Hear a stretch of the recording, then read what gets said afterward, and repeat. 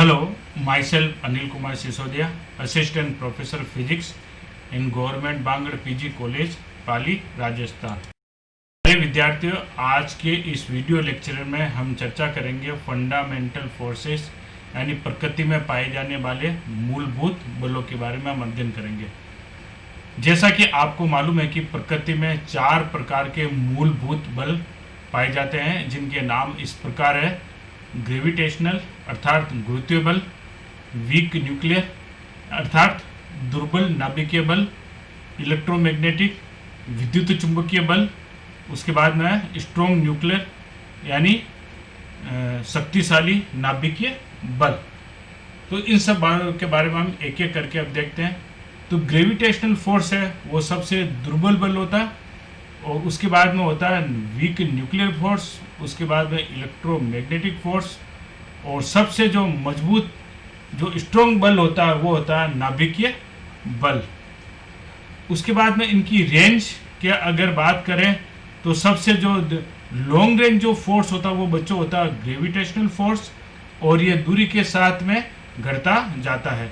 उसके बाद में आता है वीक न्यूक्लियर फोर्स, और उसके बाद में आता है बच्चों इलेक्ट्रोमैग्नेटिक फोर्स, और इसकी भी क्या होता है लॉन्ग रेंज फोर्स होता है, और ये भी क्या है कि दूरी के साथ में क्या बच्चों घटता जाता है। उसके बाद में होता है स्ट्रॉन्ग न्यूक्लियर फोर्स, जो सबसे कम या शॉर्ट रेंज फोर्स होता है ये।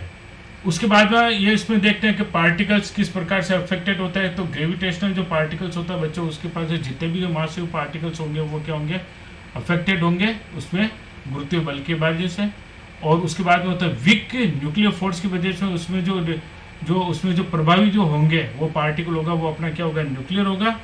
और इलेक्ट्रोमैग्नेटिक पार्टिकल की वजह से क्या होगा चार्ज पार्टिकल्स वो क्या होंगे बच्चों अपने अफेक्टेड होंगे। और इसी तरह से नाभिकीय बल के अंदर भी क्या होगा न्यूक्लियर वो क्या होगा अफेक्टेड होगा। अब उसके बाद इस बलों के जो के दौरान जो एक्सचेंज हो या जो पार्टिकल्स होंगे वो कौन कौन से होंगे। ग्रेविटेशनल जो फोर्स है वो क्या है ग्रेविटॉन के द्वारा क्या कैरी किया जाएगा। वीक न्यूक्लियर फोर्स है जो अपने क्या बोसन पार्टिकल्स के द्वारा। और इलेक्ट्रोमैग्नेटिक जो फोर्स होगा वो बच्चों क्या होगा उसके अंदर जो कैरियर्स होंगे वो क्या होंगे अपने फोटॉन होंगे। और इसी तरह से स्ट्रॉन्ग न्यूक्लियर फोर्स के अंदर जो अपने वो होंगे क्या होंगे ग्लूअन्स होंगे ये। अब इसके बाद अगर बात करते हैं जो एसोसिएटेड जो प्रॉपर्टी होगी वो क्या होगी ग्रेविटेशनल जो बल के अंदर वो क्या होगी अपने सभी जो मासिव जो पार्टिकल्स है पूरे यूनिवर्स के अंदर उन सब के बीच में क्या होगा ये बल क्या होगा प्रभावी होगा ये।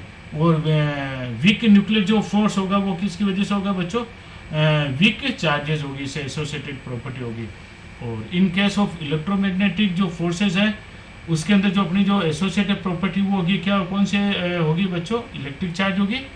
और स्ट्रॉन्ग न्यूक्लियर फोर्स के अंदर जो एसोसिएटेड प्रॉपर्टी होगी वो क्या होगी बच्चों कलर चार्ज होगी। इस प्रकार आप इस वीडियो लेक्चर में आप फंडामेंटल फोर्सेस के बारे में आप समझ चुके होंगे।